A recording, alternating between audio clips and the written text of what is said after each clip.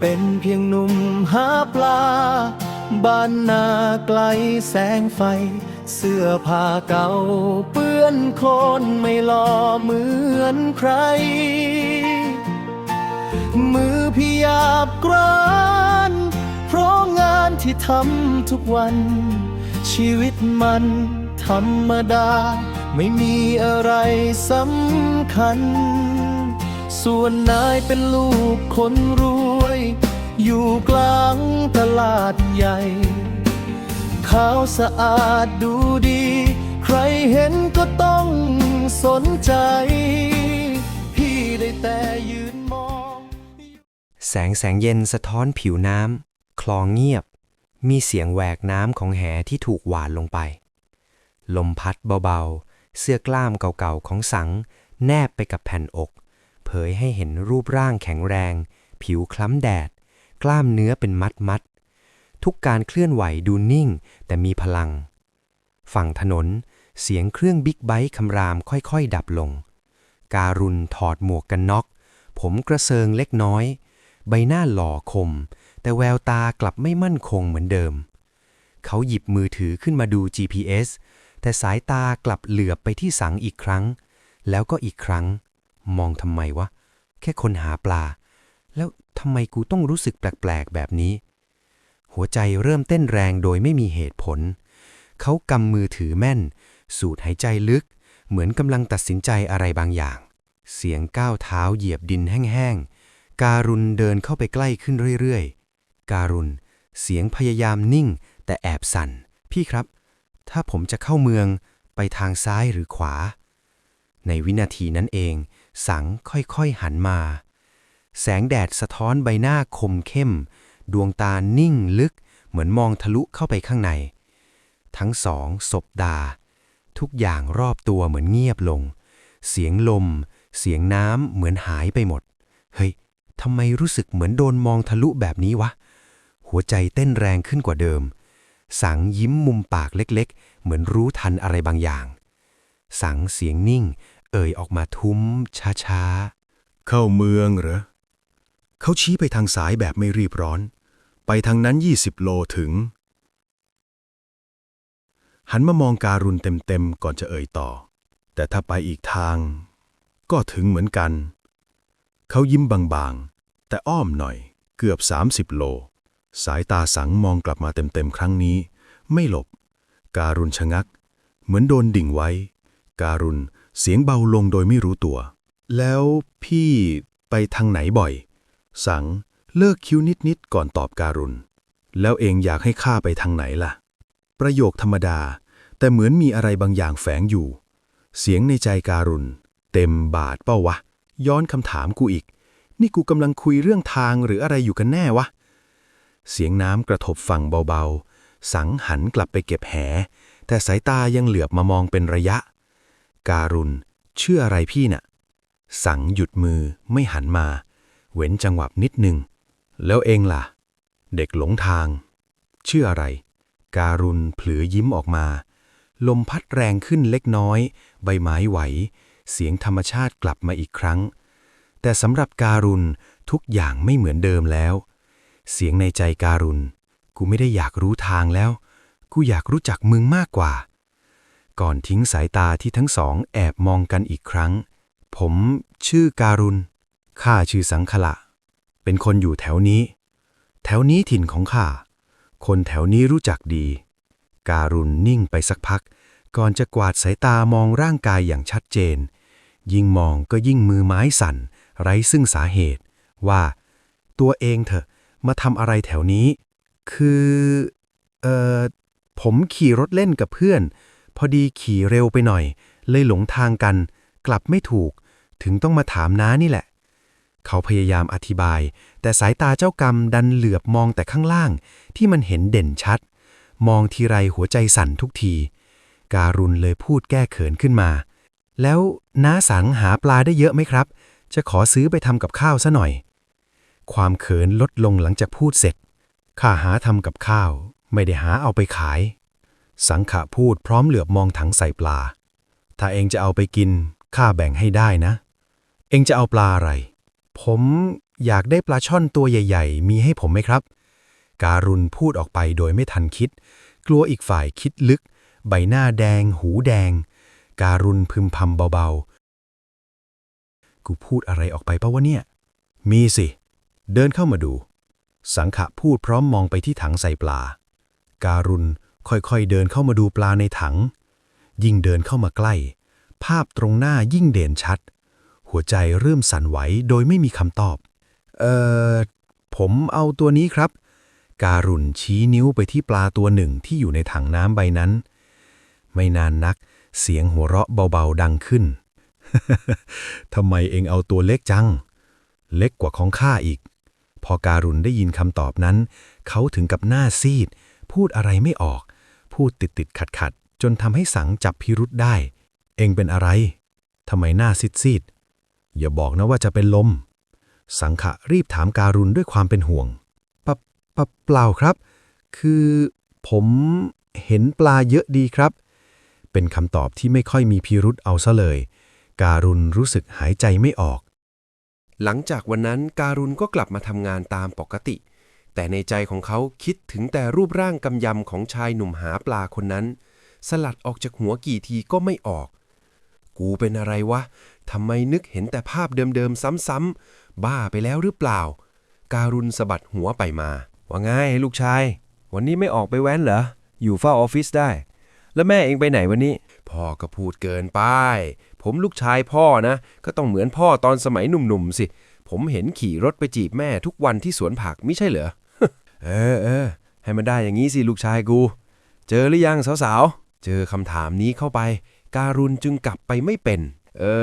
แม่ไปทำผมที่ร้านเจ๊ไก่น่ะพ่อมีอะไรหรือเปล่าเดี๋ยวผมไปตามให้การุณพูดเรื่องที่พ่อถามตอนแรกเพื่อกลบเกลื่อนความรู้สึกของตัวเองที่ยากจะสะบัดมันออกได้เปล่ากูไม่มีอะไรหรอกคิดถึงแม่ละสิไปหาสิอยู่ร้านเจ๊ไก่แม่ก็เหมือนกันช่วงนี้สวยตลอดสวยไม่สวยไม่รู้มีคนแถวนี้บ่นคิดถึงแล้วหนึ่งการุณพูดพร้อมกับหันหน้าไปทางพ่อแล้วยิ้มที่มุมปากมึงไม่ต้องมาประชดกูแม่มึงสวยตลอดนั่นแหละวันไหนไม่สวยสิแปลก เอาเรื่องเองให้รอดกันเถอะเห็นเหม่อลอยมาตั้งแต่เช้าละเจอความรักเขาแล้วละสิเองอาการแบบนี้สายตาแบบนี้มันใช่เลยสมัยกูเป็นหนุ่มอาการเหมือนกันเป๊ะ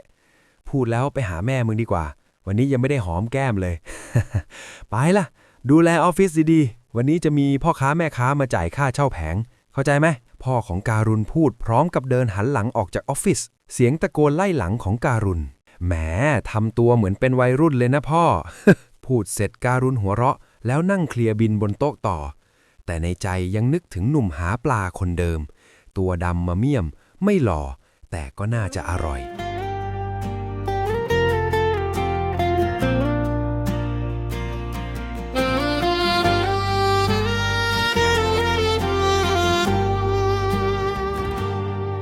พี่เป็นเพียงหนุ่มหาปลา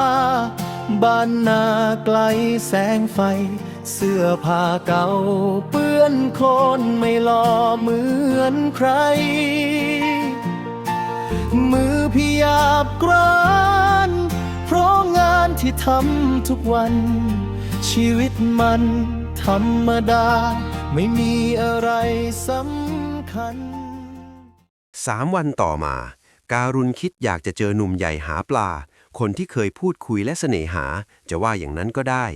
แค่ตัวของเขายังไม่รู้ตัวเองว่าเขาชอบผู้ชายคนนี้เข้าอย่างจังเอาวะยังไงวันนี้ต้องไปเจอให้ได้การุณเดินไปเดินมาก่อนจะตัดสินใจนั่งคร่อมบิ๊กไบค์เพื่อเดินทางไปหาคนที่เขาโหยหาอยากจะเจอหลังจากนั้นไม่นานเขาได้ขับมอเตอร์ไซค์บิ๊กไบค์คู่ใจออกเดินทางหาคนรู้ใจทันที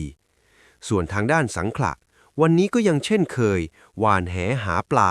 แต่ที่ไม่เหมือนเดิมคือสถานที่เขาไม่ได้มาหาปลาที่เดิมแต่เขากลับไปหาปลาที่กลางทุ่งนาอีกฟากหนึ่งของถนนเวลาผ่านไป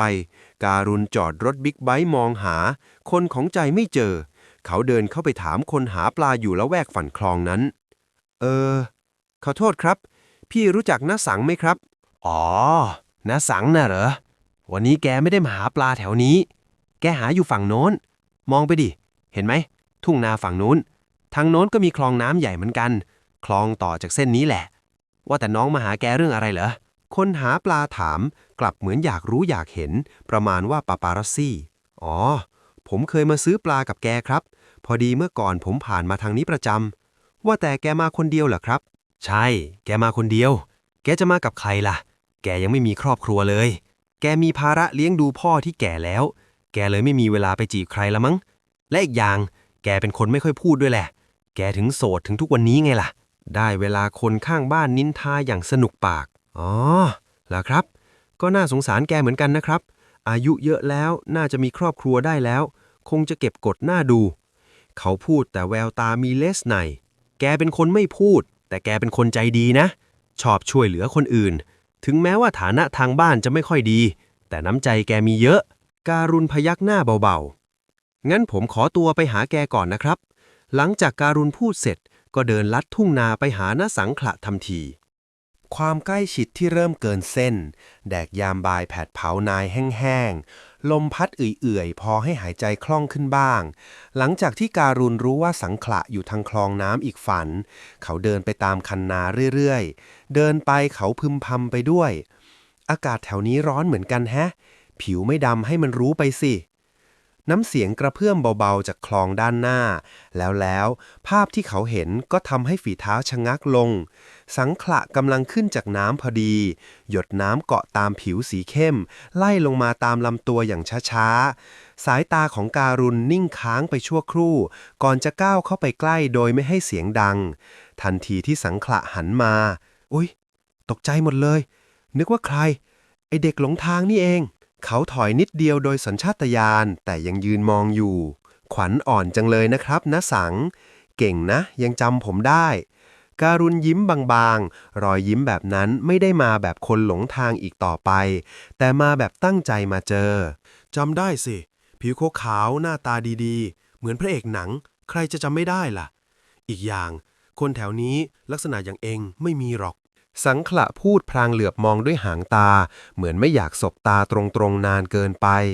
หน้าตาอย่างผมยังไม่มีแฟนเลยใครจะมาเอาคนหน้าตาอย่างผมล่ะน้ำเสียงลากยาวเหมือนหยอกล้อแต่แฝงอะไรบางอย่างที่ทำให้คนฟังต้องคิด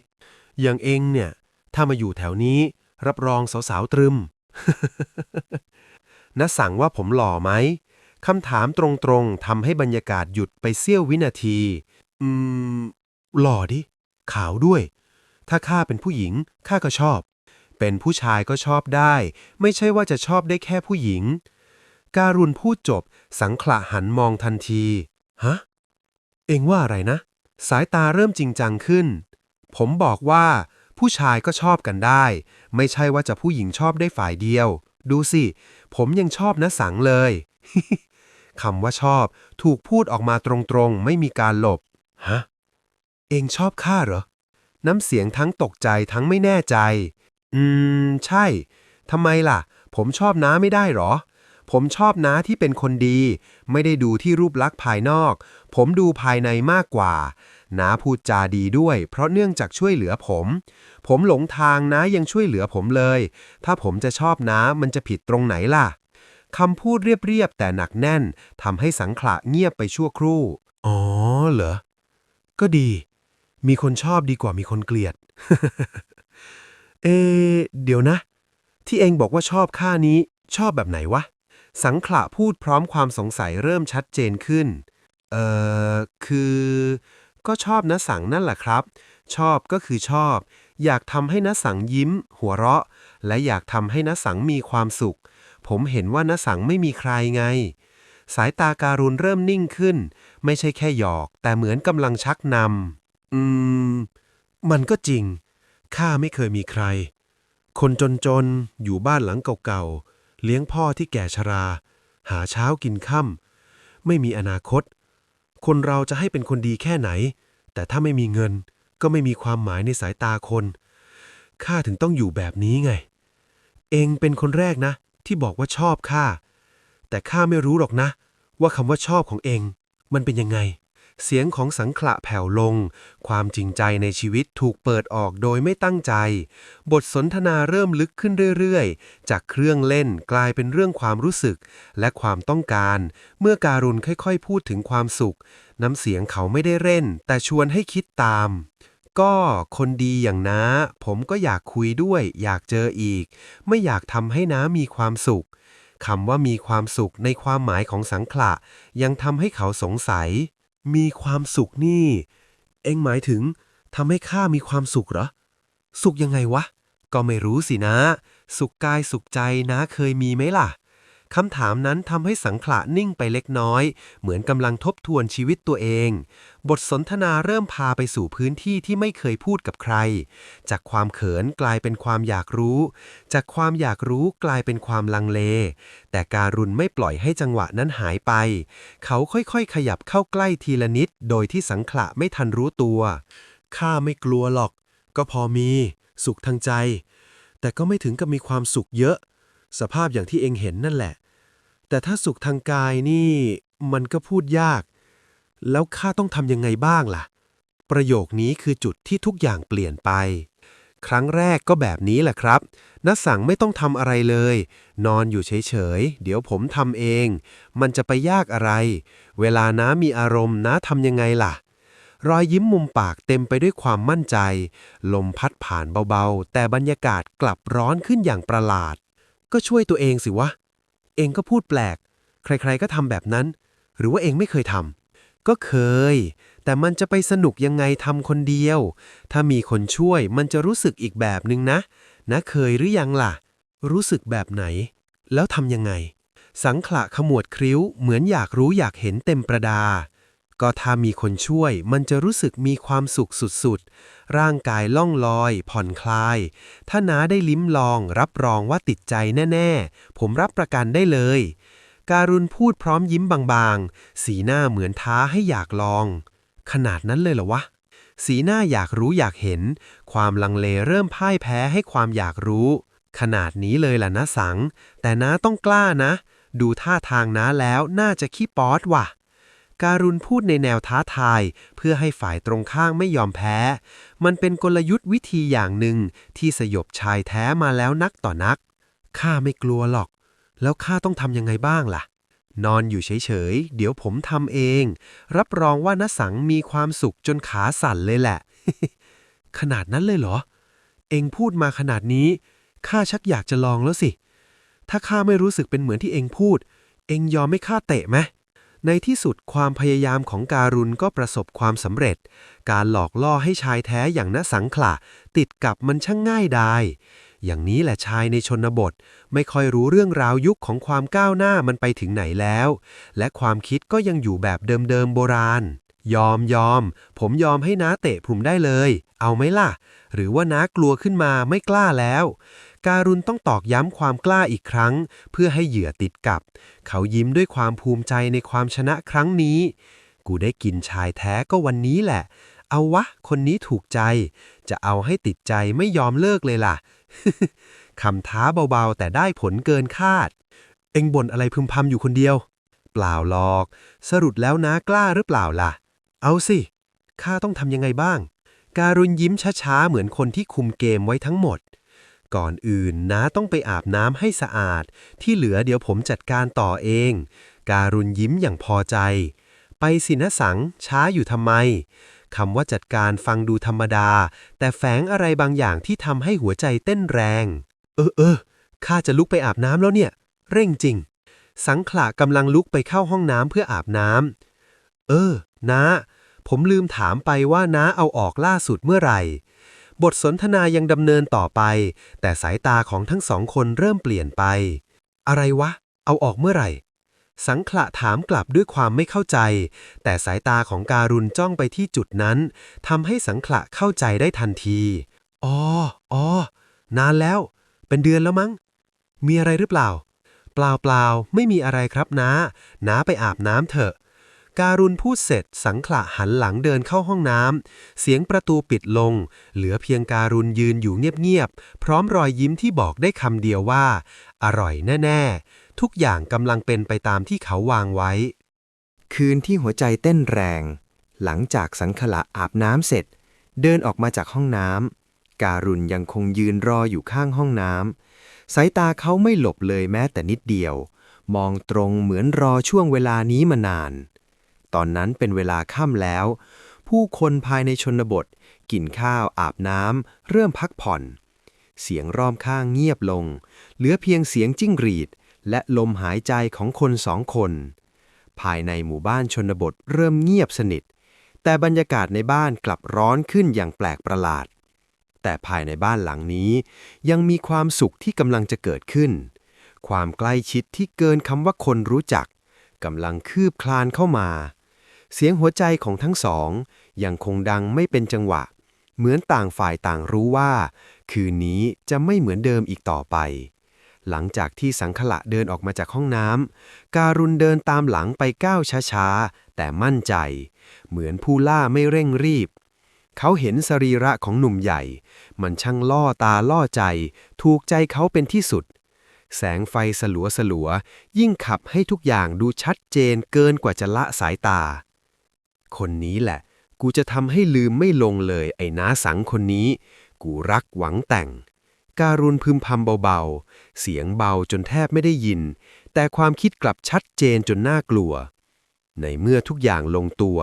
สังขละแลดูจะรู้หน้าที่ที่จะต้องทำ แม้ในใจยังลังเล แต่ร่างกายกลับไม่ขัดขืน และเปิดโอกาสให้บางสิ่งบางอย่าง ได้สัมผัสจุดที่เขาหวงแหนที่สุด ความไว้ใจครั้งนี้กำลังถูกทดสอบ การเปิดเผยในครั้งนี้เป็นการเปิดเผยที่โดนรุกล้ำความเป็นเจ้าของอย่างเป็นทางการ เส้นบางๆระหว่างลองดูกับยอมให้เริ่มเลือนหาย โดยที่เขาไม่เคยรู้เลยว่า สิ่งที่จะเกิดขึ้นมันจะทำให้ความรู้สึกเปลี่ยนไปตลอดกาล คืนนี้อาจเป็นจุดเริ่มต้นของบางสิ่ง หรือจุดที่ย้อนกลับไม่ได้ ทั้งสองนั่งอยู่บนเตียงนอนไม้เก่าๆไม่นานนักการุณเอ่ยถาม ให้ผมจัดการตอนนี้เลยไหมครับ น้ำเสียงนุ่มแต่เต็มไปด้วยความมั่นใจ แบบคนที่รู้ว่าตัวเองได้เปรียบ ก็เองขยันขยอให้ข้ารีบอาบน้ำไม่ใช่เหรอ ก็นี่ไง อาบน้ำเสร็จแล้ว แล้วจะให้ข้าทำยังไงต่อล่ะ น้ำเสียงเหมือนบ่น แต่แววตากลับมีความคาดหวังปนอยู่เงียบๆ โอเค งั้นก็นอนลงเลยครับ หลับตาด้วยนะ ผมอายน่ะคำว่าอายของเขากลับสวนทางกับสายตาที่มองตรงไม่หลบเลยสักนิด อะไรของมันวะ ทำเองแล้วจะอายข้าทำไม ถึงจะพูดแบบนั้น แต่ร่างกายก็ยอมทำตามโดยไม่เถียงจริงจัง สังขละพูดเสร็จ พร้อมกับนั่งลงและนอนพิงบนเตียงนอนไม้ภายในบ้าน แผ่นไม้เก่าๆส่งเสียงเอี๊ยดเบาๆ เหมือนรับรู้ถึงสิ่งที่จะเกิดขึ้น และดูจะพูดเก่งขึ้นนะสัง การุณพูดพร้อมยิ้มที่มุมปาก รอยยิ้มเจ้าเล่ห์ที่ค่อยๆขยับเข้าใกล้ทีละนิด ปากเองก็ใช่ย่อย พูดเป็นต่อยหอยเลยนะ อย่าดีแต่พูดทำให้ได้เหมือนที่ปากพูดแล้วกัน คำท้าทายเบาๆแต่เหมือนเป็นการเปิดประตูให้ทุกอย่างเดินหน้าต่อ ทั้งสองยังคงพูดกันเบาๆภายในบ้านหลังนั้น แต่ระยะห่างระหว่างกันกลับใกล้จนแทบไม่มีช่องว่าง ความสุขครั้งนี้การุณจะมอบให้ณสังขละ หรืออาจเป็นความรู้สึกใหม่ที่อีกฝ่ายไม่เคยสัมผัสมาก่อนทำให้หายและลืมไม่ลงไปเลยคืนนี้กำลังจะกลายเป็นความทรงจำที่ทั้งหวานและอันตรายในเวลาเดียวกัน เวลาไม่นานการุณเอ่ยถามสังขละเบาๆพร้อมแล้วใช่ไหมครับคำถามของการุณแต่หัวใจของตัวเองกลับสั่นระรัว สังขละยังไม่พูดอะไร แต่เพียงมองหน้าการุณด้วยสายตามองถึงบนต่อบน จะทำอะไรก็รีบทำข้ารอเองเป็นชั่วโมงแล้วเนี่ย คำพูดนั้นดูเหมือนว่าทุกอย่างจะพร้อมเปิดอ้าให้สิ่งใหม่เข้ามาสัมผัส หลับตาสิ ไม่นานนักมือของการุณค่อยๆสัมผัสหน้าอกลูบไปมาช้าๆด้วยความโหยหาที่อยากสัมผัสมานานมวลกล้ามเนื้อที่แข็งแกร่งสมกับเป็นชายหนุ่มใหญ่รูปร่างกำยำทุกสัดส่วนที่สัมผัสบ่งบอกถึงความต้องการอีกฝั่งณสังร่างกายยังคงหยุดนิ่งเสียงลมหายใจเบาๆเป็นจังหวะสม่ำเสมอการุณลูบไล้ส่วนบนสมดังใจแล้วมือค่อยๆเลื่อนลงต่ำเมื่อริมฝีปากสัมผัสเขารับรู้ได้ทันทีถึงความร้อนแรงที่สัมผัสได้ทำเอาเขาหลุดครางออกมาเบาๆการุณไม่รอช้าเขาเริ่มเดินหน้าอย่างต่อเนื่องและสม่ำเสมอและหนักหน่วงเพิ่มขึ้นเรื่อยๆจนทำให้ได้ยินเสียงลมหายใจของณสังหอบถี่ขึ้นเสียงกัดฟันกรอดๆของณสังดังเป็นระยะ จนเขาไม่สามารถบังคับได้อีกต่อไปมือขยำที่นอนแน่นตัวเกร็งหน้าอกกระเพื่อมขึ้นลงถี่หัวใจเต้นรัวและแรงจนแทบจะหลุดออกมานอกอกน้าไม่ไหวแล้วทุกสิ่งทุกอย่างเงียบลงบรรยากาศรอบตัวผ่อนคลายรู้สึกโล่งหายใจสบายได้ยินเพียงหัวใจของทั้งสองคนเต้นแข่งกันหลังจากหายเหนื่อยทั้งคู่นอนคุยกันแสงไฟสลัวในห้องทำให้ทุกอย่างดูนุ่มลงเสียงลมหายใจยังไม่ทันกลับมาเป็นปกติต่างฝ่ายต่างนอนอยู่ใกล้กันกว่าที่เคยเป็นมาน้าถามจริงๆนะเคยทำแบบนี้ให้ใครบ้างไหมน้ำเสียงของสังขละไม่ได้แข็งเหมือนตอนกลางวันอีกแล้วมันแผ่วลงเหมือนคนที่กำลังอยากรู้ความจริงมากกว่าจะหยอกเล่นโอ้นะผมเคยทำตั้งแต่สมัยเรียนรอดอวิชาทหารนู่นนานมาแล้วหลังจากนั้นผมก็ไม่เคยทำให้ใครเลยเพราะไม่มีคนที่ผมถูกใจการุณตอบแบบสบายๆแต่สายตากลับมองอีกฝ่ายนิ่งราวกับกำลังย้ำว่าคนตรงหน้าต่างหากที่สำคัญแสดงว่าน้าเป็นคนที่การุณถูกใจเหรอคำถามนี้แฝงความไม่มั่นใจเล็กๆเหมือนกลัวคำตอบแต่ก็อยากได้ยินใช่ครับผมเห็นหน้าครั้งแรกผมก็ชอบแล้วสเปคผมเลยคำตอบตรงทำให้บรรยากาศเงียบไปชั่วครู่เหมือนหัวใจของอีกคนสะดุดจังหวะสเปคแบบไหนสังขละพลิกตัวเล็กน้อยหันมามองเต็มตาคราวนี้ไม่หลบแล้วผมชอบผู้ชายตัวดำๆอายุเยอะๆแล้วนะสังละชอบคนแบบไหนน้ำเสียงเรียบแต่แฝงความหมายชัดเจนจนต้องอีกฝ่ายรับรู้นะยังไงก็ได้ถ้ามีคนมาชอบเราจากใจจริงถึงแม้ว่าเขาจะเป็นผู้ชายหรือผู้หญิงขอให้เป็นคนดีและรักเราจากใจจริงน้าก็รักได้หมดประโยคธรรมดาแต่จริงใจจนทำให้บรรยากาศอุ่นขึ้นอย่างบอกไม่ถูกอ๋อถ้าน้าเจอผมช้ากว่านี้แล้วมีผู้หญิงคนอื่นมาเจอก่อนผมน้าจะไม่ชอบเขาก่อนผมเหรอการุณยิ้มบางๆเหมือนถามเล่นแต่แฝงความหวงแบบไม่รู้ตัวไม่รู้สิคำตอบสั้นๆแต่เต็มไปด้วยความลังเลที่เพิ่งเกิดขึ้นในใจแล้วน้าสั่งชอบผมไหมคำถามนี้ตรงเกินไปจนไม่มีที่ให้หลบถามแบบนี้จะให้ตอบว่าไงดีสังขละหัวเราะเบาๆแต่สายตากลับจริงจังก็พูดความจริงสิจะไปยากอะไรล่ะการุณขยับเข้าใกล้อีกนิดเหมือนอยากฟังคำตอบจากระยะที่ใกล้ที่สุดเอาจริงๆนะน้าไม่เคยได้สัมผัสเรื่องแบบนี้และทำแบบนี้เลยนี่แหละคือครั้งแรกและเป็นผู้ชายอีกถึงแม้ว่ามันจะรู้สึกแปลกๆแต่มันก็ดีมากๆเกิดมาไม่เคยพบไม่เคยเห็นมันแตกต่างมากกับที่เราเคยช่วยตัวเองสงสัยคงลืมไม่ลงแล้วล่ะน้ำเสียงจริงจังปนเขินเล็กน้อยเหมือนคนที่เพิ่งค้นพบโลกอีกใบก็ไม่ต้องลืมสิครับเรามาคบกันไหมประโยคสั้นๆแต่หนักแน่นเหมือนโยนหัวใจลงไปตรงๆพูดจริงหรือพูดเล่นเรื่องแบบนี้เขาไม่พูดเล่นกันนะแววตาสังขละสั่นไหวเล็กน้อยเหมือนกลัวจะเสียอะไรไปพูดจริงสิ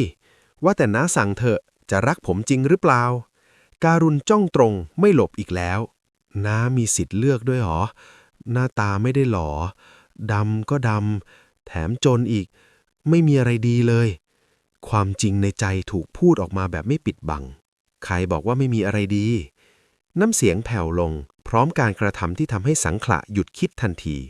การุณพูดพร้อมกับเอามือไปสัมผัสสังร้อยทำให้น้าสังยิ้มบางๆสัมผัสนั้นไม่ได้เร่งรีบแต่ชัดเจนพอจะทำให้หัวใจอีกฝ่ายเต้นแรงขึ้นอีกครั้งก็อาจจะมีดีแค่ตรงนั้นแล้วชอบไหมล่ะคำพูดเหมือนแกล้งแต่แฝงความเขินจนปิดไม่มิดณเวลานี้ผมคิดว่าน่าจะทิ้งไม่ลงแล้วล่ะ รอยยิ้มของการุณครั้งนี้ไม่ใช่แค่เล่นๆอีกต่อไปวันนี้นอนกับน้าที่บ้านนะไม่ต้องกลับหรอกมันอันตรายประโยคชวนธรรมดาแต่แฝงความอยากให้อีกคนอยู่ต่อไม่บอกก็จะนอนค้างที่นี่อยู่แล้วตอบทันทีแบบไม่ต้องคิดเหมือนรู้อยู่แล้วว่าจะไม่ไปไหนดึกแล้วนอนได้แล้วน้ำเสียงอ่อนลงเหมือนเริ่มคุ้นเคยกับการมีอีกคนอยู่ใกล้ๆนะสังผมยังไม่อิ่มเลย ประโยคหยอกเบาๆแต่ทำให้อีกฝ่ายต้องหลบสายตาให้น้าได้ตั้งตัวหน่อยจู่โจมเร็วแบบนี้น้ากลัวนะเอาแบบนี้ละกันกระซิบเบาๆพรุ่งนี้เช้าค่อยล้างหน้าไก่ให้นะ คำกระซิบเบาๆข้างหูทำให้บรรยากาศร้อนขึ้นอีกครั้ง โดยไม่ต้องทำอะไรเพิ่มคำว่าล้างหน้าไก่ทำให้การุณอดยิ้มออกมาไม่ได้ รอยยิ้มเจ้าเล่ห์ผุดออกมาอย่างปิดไม่มิด ได้ครับได้ พรุ่งนี้เช้าจะล้างหน้าไก่ให้สะอาดเลย เตรียมน้ำไว้เยอะๆนะครับ น้ำเสียงเล่นๆแต่เต็มไปด้วยความคาดหวังของเช้าวันใหม่ นอนได้แล้ว เสียงตอบรับแผ่วเบาแต่แฝงความยอมรับบางอย่าง ทั้งสองนอนหลับในอ้อมแขนของกันและกัน ระยะห่างไม่มีอีกแล้ว เหลือเพียงความอุ่นที่ถ่ายทอดกันผ่านความสุขที่เกิดขึ้นเพียงชั่วข้ามคืน แต่ความรู้สึกที่เกิดขึ้นอาจจะไม่ใช่แค่ชั่วคราวอีกต่อไป คืนนั้นก่อนฟ้าสาง สังขละทำตามคำสัญญาที่ให้ไว้ก่อนนอนเมื่อคืน บรรยากาศยามเช้ามืดอย่างเงียบงัน มีเพียงแสงสลัวๆและลมหายใจอุ่นๆของคนสองคนที่อย่างแนบชิดกัน การุณได้เวลาล้างหน้าไก่แล้ว จะล้างให้ไหม น้ำเสียงกระซิบเบาๆข้างหู เหมือนตั้งใจปลุก แต่ก็แอบหยอกไปในตัว ล้างสิครับ รออะไรอยู่ล่ะ จัดไปสิครับ การุณตอบทันที โดยแทบไม่ต้องลืมตาเต็มที่ เหมือนรอคำชวนนี้อยู่แล้ว สังขละได้ยินคำตอบ ได้จัดแจงผ้าที่กีดขวางปิดกั้นการปฏิบัติงานของการุณออกให้สะดวกในการจัดการ มือของเขายังมีความเก้ๆกังๆเล็กน้อย แต่กลับเต็มไปด้วยความตั้งใจอย่างประหลาดกับสิ่งที่กำลังผงาดฟ้า แสงยามเช้าที่เริ่มลอดเข้ามาทำให้ทุกอย่างชัดเจนขึ้นกว่าคืนก่อน ครั้งนี้เขามีเทคนิคและลีลาที่เหนือชั้นขึ้นกว่าเดิม ทุกจังหวะเหมือนถูกคิดมาแล้ว ไม่เร่ง แต่ก็ไม่ปล่อยให้ความรู้สึกขาดตอน การุณกับสังขละได้ทำกิจกรรมเรื่อยไปหลายต่อหลายครั้งจนฟ้าสาง เวลาผ่านไปโดยไม่รู้ตัว เหมือนทั้งสองคนลืมโลกภายนอกไปชั่วขณะ แสงแดดส่องผ่านหน้าต่างที่เปิดอยู่ แสงอ่อนๆยามเช้าทำให้บรรยากาศจากร้อนแรงค่อยๆกลายเป็นความอบอุ่น ทั้งสองเผลองีบหลับไปเพราะความเหนื่อยและเพลียนานพอสมควรก่อนที่สังขละจะขยับตัวเบาๆร่างกายอ่อนล้าแต่หัวใจกลับยังรู้สึกเต็มอิ่มไอเด็กดื้ออิ่มแล้วนอนหลับปุ๋ยเลยนะน้ำเสียงเอ็นดูปนหมั่นเคี้ยวเหมือนคนที่เริ่มผูกพันโดยไม่รู้ตัวสังขละพูดพร้อมโอบกอดการุณเบาๆอ้อมกอดครั้งนี้ไม่ใช่แค่ความใกล้ชิดแต่มีความหวงแหนแฝงอยู่เรามาตื่นรอบ2แล้วใช่ไหมครับเนี่ยเวลาเดินเร็วนะไม่อยากตื่นเลยการุณพูดทั้งที่ยังหลับตาเสียงงัวเงียแต่แฝงรอยยิ้ม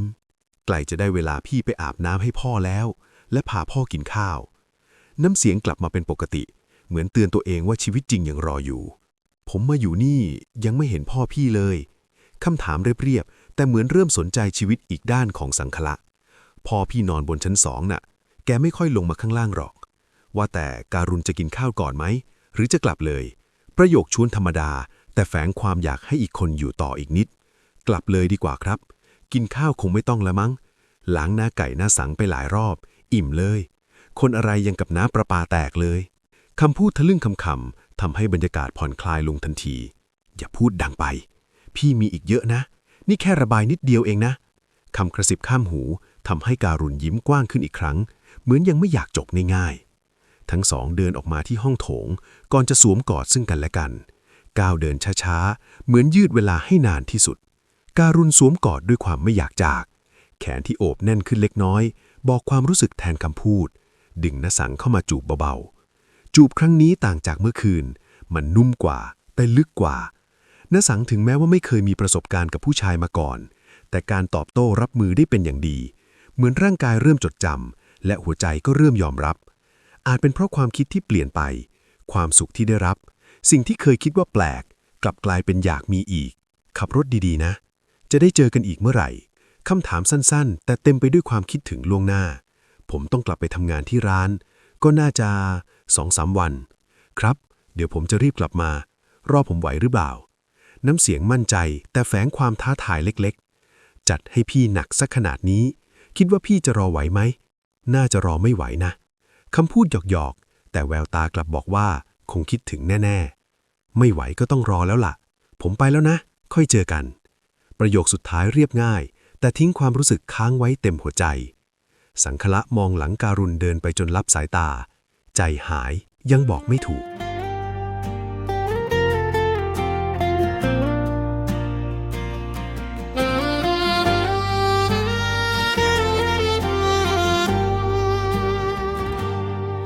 พ พี่เป็นเพียงหนุ่มหาปลาบ้านนาไกลแสงไฟ เสื้อผ้าเก่าเปื้อนโคลนไม่หล่อเหมือนใคร 2 อาทิตย์ผ่านไป การุณยังคงทำงานช่วยครอบครัวที่บ้าน เช้าวันนี้บรรยากาศที่ตลาดสดคึกคักตามปกติ เสียงพ่อค้าแม่ค้าตะโกนเรียกลูกค้าดังสลับกันไปมา กลิ่นอาหารและของสดลอยคลุ้งไปทั่ว สวัสดีครับพ่อ การุณเดินเข้ามาพร้อมรอยยิ้มบางๆ สีหน้าดูสดใสกว่าปกติอย่างเห็นได้ชัด ว่าไงลูกชาย ไม่เห็นออกไปแว้นนานแล้วนี่ พ่อเงยหน้าจากการจัดของ มองลูกชายด้วยสายตาจับสังเกต เหมือนรู้ว่ามีอะไรเปลี่ยนไป ช่วงนี้ใกล้จะสิ้นเดือน ผมต้องเคลียร์งานให้เสร็จ ขี้เกียจฟังแม่ขี้บ่นเขาตอบไปยิ้มไป มือก็ยังง่วนกับงาน แต่แววตาเหมือนกำลังคิดอะไรบางอย่างอยู่ ดีแล้วดีแล้ว ว่าแต่เห็นนั่งทำงานไปยิ้มไป เหมือนคนกำลังมีความรักเลยว่ะ ยังไง บอกมา พ่อเป็นพ่อเองนะทำไมจะดูไม่ออก ใครที่ไหนเมื่อไหร่ พ่อจ้องเขม็ง พร้อมรอยยิ้มเจ้าเล่ห์เหมือนนักสืบที่มั่นใจในคำตอบอยู่แล้ว พ่อนี่เก่งไปหมดเลยนะ รู้ไปซะทุกเรื่อง บอกก็ได้ มีกำลังคบกันอยู่ การุณยอมรับแบบครึ่งเขินครึ่งขำ มือเกาหัวเล็กน้อย เหมือนคนที่เพิ่งเปิดเผยความลับ ใครเป็นผัวใครเป็นเมียวะคำถามตรงๆทำเอาบรรยากาศหยุดไปชั่วขณะ เอ้าทำไมพ่อถามแบบนี้ล่ะ การุณชะงักไปนิด ก่อนหัวเราะกลบเกลื่อน แต่ใบหูเริ่มแดงขึ้นมาอย่างเห็นได้ชัด อ้าว ก็เห็นเองเป็นผู้ชาย ไม่รู้แหละ โลกสมัยนี้ข้าตามไม่ทันหรอก พ่อหัวเราะเบาๆ แต่สีหน้าก็ไม่ได้มีท่าทีรังเกียจ กลับดูเหมือนแค่สงสัยตามประสาคนรุ่นเก่า ไม่บอกปล่อยให้งงดีแล้ว การุณยักไหล่ทำหน้ากลพวน แต่ในใจแอบโล่งที่พ่อไม่ได้ปฏิเสธ เอาเป็นว่า พาลูกเขยมาให้พ่อรู้จักหน่อยสิ หน้าตาลูกเขยจะเป็นยังไง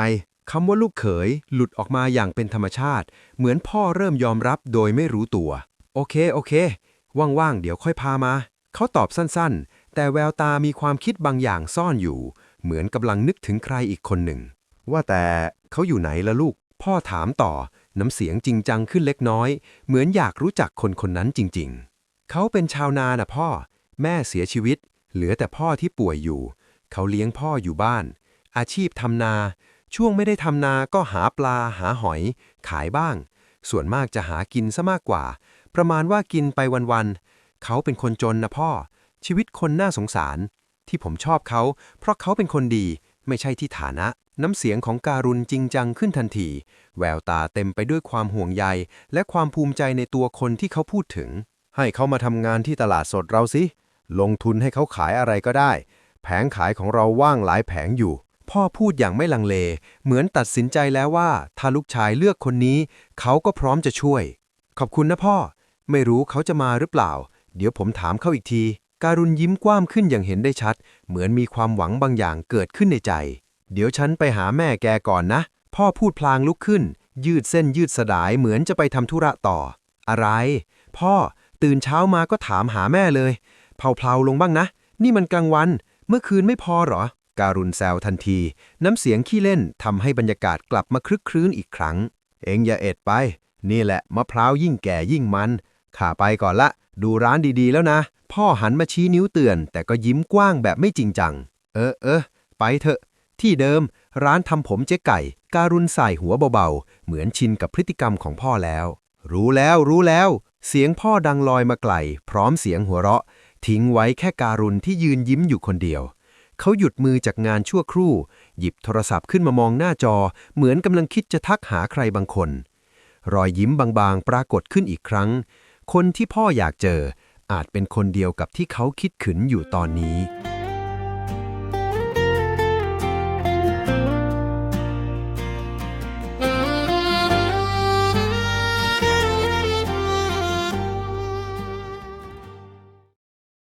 เวลาผ่านไป3 ปี สังขละได้เข้ามาเป็นส่วนหนึ่งของครอบครัวการุณอย่างเต็มตัว หลังจากที่พ่อของเขาได้เสียลงด้วยโรคชรา วันที่สูญเสียกลายเป็นจุดเริ่มต้นของการมีที่ยืนอย่างแท้จริงในชีวิตของใครอีกคน เขารับหน้าที่เช็คความเรียบร้อยภายในแผงตลาดที่ปล่อยให้คนอื่นเช่า จากคนที่เคยอยู่ลำพัง กลายเป็นคนที่มีหน้าที่ มีคนรอและมีบ้านให้กลับ เขาเป็นคนจิตใจดี ชอบช่วยเหลือพ่อค้าแม่ค้าที่อายุเยอะแบกของไม่ไหว รอยยิ้มของเขากลายเป็นภาพคุ้นตาของคนในตลาดแห่งนี้โดยไม่รู้ตัว เขาอาสาแบกของหนักๆให้ในบางครั้ง เหมือนเขากำลังแบกชีวิตใหม่ที่ตัวเองเลือกไว้ด้วยเช่นกัน ลูกสาวเจ้าของแผงขายผักขายปลาต่างอยากได้มาเป็นเขย เสียงแซวเสียงแย่กลายเป็นเรื่องปกติที่เขาได้ยินทุกวัน แต่ในใจเขามีเจ้าของแล้ว เจ้าของที่ไม่จำเป็นต้องประกาศให้โลกรู้ แต่ชัดเจนในหัวใจเสมอ ถึงคนอื่นจะไม่รู้ว่าเขามีเจ้าของแล้ว แต่เขาก็ไม่เคยมองใครและนอกใจการุณเลย เพราะบางความรักไม่ต้องมีพยาน แค่ซื่อสัตย์ก็พอ เพราะเขารู้ดีว่า ความสุขที่เขาต้องการคืออะไร และเขาก็พอใจในสิ่งที่เขาเป็น ไม่ใช่ชีวิตที่ดีที่สุด แต่เป็นชีวิตที่ใช่ที่สุด เขาไม่หวังอะไรมาก ขอเพียงได้อยู่ใกล้ชิดกับการุณ คู่ชีวิตที่เขาได้เลือกแล้วคำว่าคู่ชีวิตของเขาไม่ได้หวือหวาแต่มั่นคง ความรักของทั้งสองแน่นแฟ้นขึ้นทุกวัน ไม่ใช่เพราะช่วงเวลาหวาน แต่เพราะผ่านทั้งวันธรรมดามาด้วยกัน ยามเย็นของวันทั้งสองออกไปแว้นบิ๊กไบค์กันบ่อยๆนอกเมือง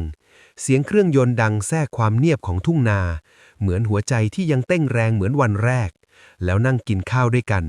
มื้อธรรมดาแต่มีความสุขแบบที่เงินซื้อไม่ได้ ดังคู่รักที่คนภายนอกรู้แค่คำว่าเพื่อนกันเท่านั้นคำว่าเพื่อนกลายเป็นเกราะป้องกันสายตาคนอื่น แต่ที่จริงแล้วทั้งสองเป็นมากกว่าคำว่าเพื่อน เป็นทั้งบ้าน เป็นทั้งความสบายใจ และเป็นทั้งโลกของกันและกัน กินเยอะๆนะไอพี่ถึก น้ำเสียงหยอกล้อเหมือนทุกวัน แต่แฝงความห่วงใยที่ไม่เคยจาง รู้แล้วครับที่รัก คืนนี้ขอเบิ้ลนะ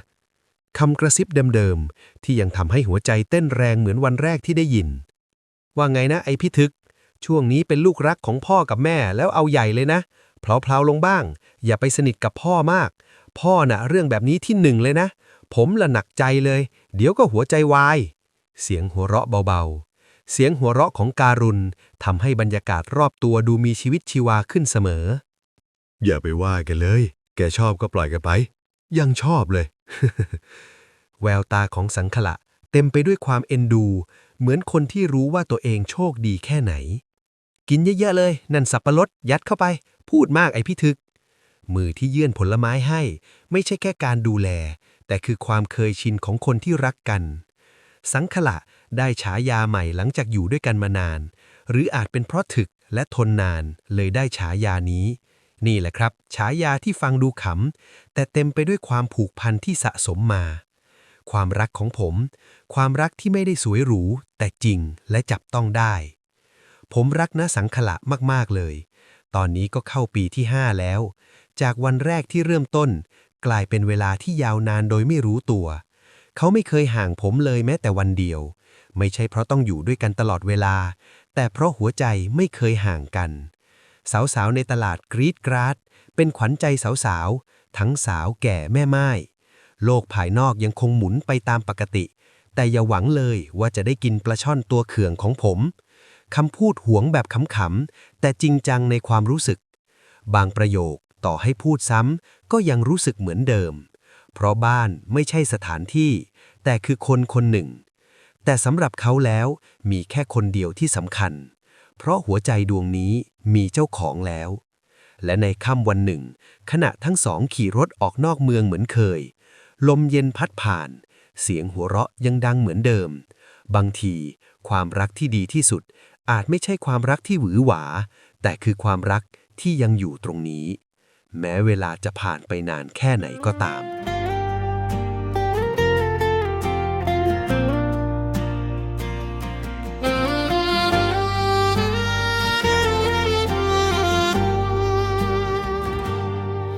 พี่เป็นเพียงหนุ่มหาปลา บ้านนาไกลแสงไฟ